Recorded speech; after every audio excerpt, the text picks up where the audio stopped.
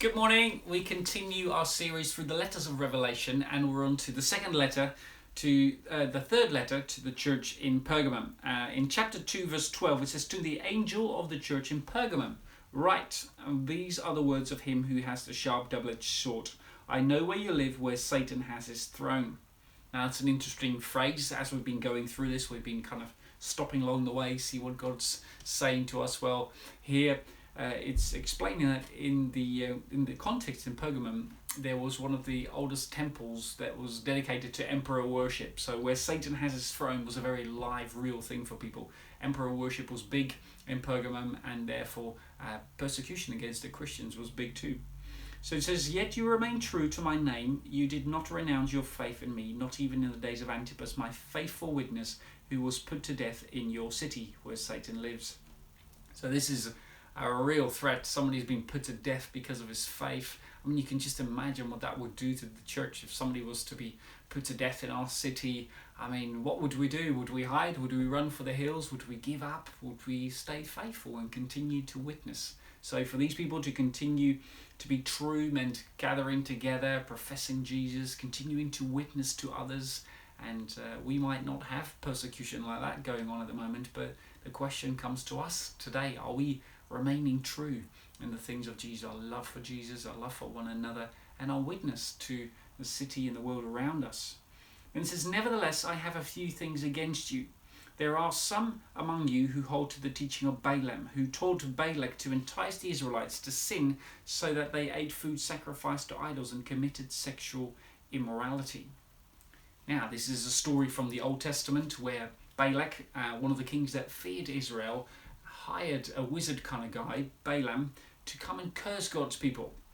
Now, what happened was that Balaam couldn't get the curse out. He only could speak blessings. He tried several times, but he only could bring blessings. Now, the curse didn't work, and therefore he advised the king, Balak, to entice the Israelites instead with sexual immorality and food sacrificed to idols. Now, this is kind of a scary, confronting part of the message that you think, okay, Balaam was not able to curse the people of God, but he was able to entice them. And so we often might feel scared about the forces of evil and darkness that might come against us, or demonic influences, and get quite fearful about that. But we can learn from these things that actually no one's able to curse us when we're in God's protection, when we're in God's love. So we don't have to fear that. However, what we do need to fear is when we are enticed and going down the road of leaving behind the things that God teaches, that we can be enticed. And now when we are enticed, when we are tempted and drawn away from God and we fall into sin, we walk out of the protection of God, and that's a very fearful thing. So when you are going down a slippery slope thinking, oh, this doesn't matter, God wouldn't mind this, or kind of kidding yourself, you are heading for a dangerous road. You take yourself out of the protection of God and therefore become vulnerable to the enemy's attacks. So there's a real warning for us in there to think, okay, is there anything in my life currently where I'm not hearing God's voice, in where I'm not following what the Bible teaches, where I'm compromising, that brings weakness to my life? Is there anything that I need to draw away from in order to stay close to God? And continues, verse 15, "Likewise, you have those who hold to the teaching of the Nicolaitans." Don't quite know who they are or what they stand for, but clearly it's along similar lines as what's just been described.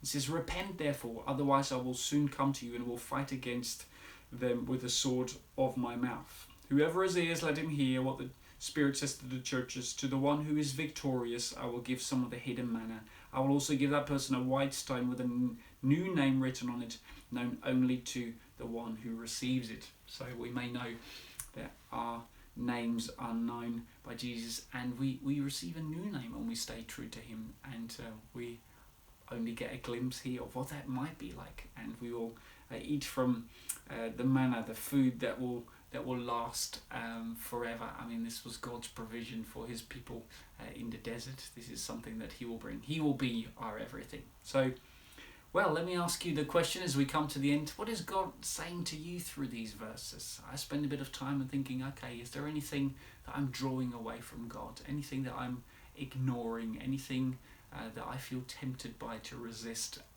Today particularly felt to make sure that I surrender my thoughts to Jesus. If my thoughts go down a route that are unhelpful, perhaps something I've seen that might not be pure, not helpful, to resist that. Perhaps some emotions or other things, or frustrations even, to learn how to surrender that and to learn how to stay close to Jesus. So perhaps God's saying some things to you.